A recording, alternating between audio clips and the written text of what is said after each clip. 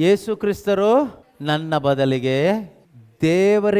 ದೇವರ ರಿಕ್ವೈರ್ಮೆಂಟ್ ಪ್ರಕಾರ ನೀತಿವಂತನಾಗಿ ಜೀವಿಸಿದ ಆ ಜೀವನ ನಾನು ಯೇಸು ಕ್ರಿಸ್ತನಲ್ಲಿ ವಿಶ್ವಾಸ ಇಟ್ಟಾಗ ದೇವರೇನು ಮಾಡ್ತಾರೆ ಅಂದರೆ ನನ್ನ ಅಕೌಂಟಿಗೆ ಕ್ರೆಡಿಟ್ ಮಾಡ್ತಾರೆ.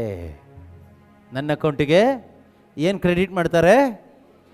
Richness of God Christ is credited to my account freely.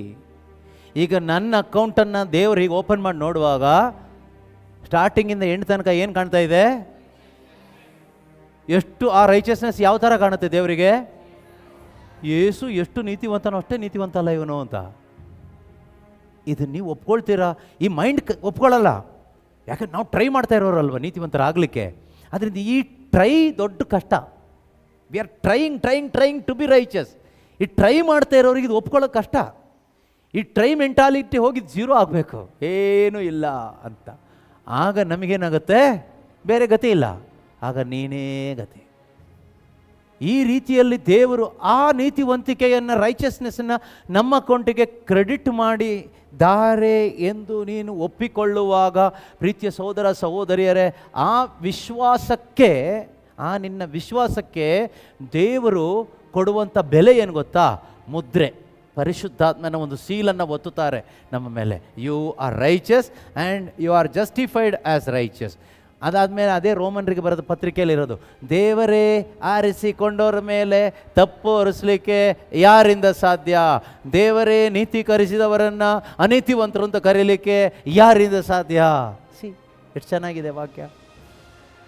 ಹೀಗೆ ನೀತೀಕರಿಸಲ್ಪಟ್ಟವ್ರು ನೀವಾಗಿದ್ದರೆ ನೀವು ಇನ್ನು ಮುಂದೆ ಪಾಪದ ಜೀವನ ಜೀವಿಸೋದಿಲ್ಲ.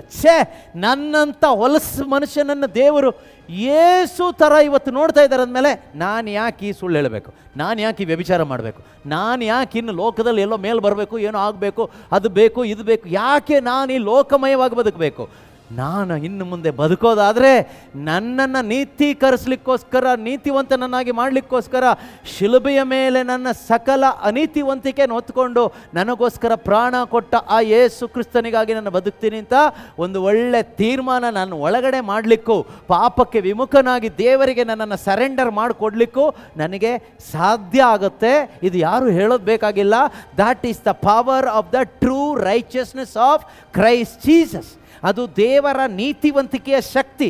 ಅದು ಹೇಗೆ ಸಿಗುತ್ತೆ ಕೇಳಿದರೆ, ಥ್ರೂ ದ ಗಾಸ್ಪಲ್, ಶುಭ ಸಂದೇಶದ ಮುಖಾಂತರ ನನ್ನಲ್ಲಿರ್ತಕ್ಕಂಥ ಮೃತ್ಯು ಶಕ್ತಿ ಹಾಳಾಗಿ ನನ್ನೊಳಗಡೆ ಅಮರ ಜೀವವನ್ನು ಕ್ರಿಯೇಟ್ ಮಾಡುವ ಪವಿತ್ರಾತ್ಮನ ಮುಖಾಂತರ ಅದು ನನಗೆ ಸಿಗುವಂಥದ್ದು.